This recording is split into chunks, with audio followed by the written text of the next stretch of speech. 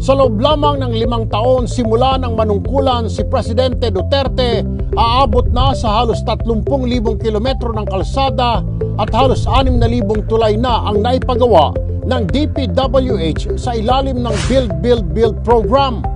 Aabot naman sa mahigit 200 airport at halos 500 seaport projects ang natapos ng DOTR. Simula 2016 hanggang sa kasalukuyan, nakapagtapos na ang Department of Transportation at ang TPA ng 451 seaport projects.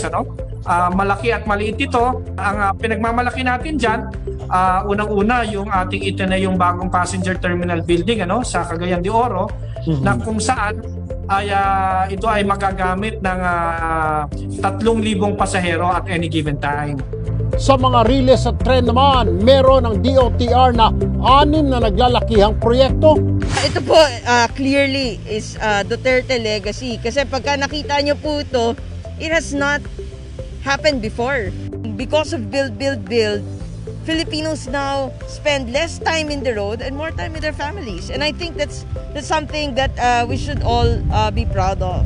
Nariyan ang subway na kauna-unahan sa bansa. Ang itinuturing na pinakamalaking proyekto ay ang North to South Commuter Rail na magdudugtong sa Central Luzon at Calabarzon. May habang 148 kilometers.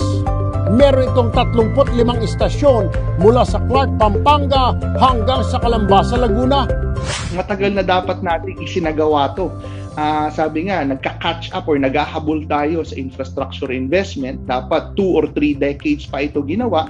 At tulad ng ilan naming mga proyekto. Metro Manila Subway, 1973 pa pinag-isipan.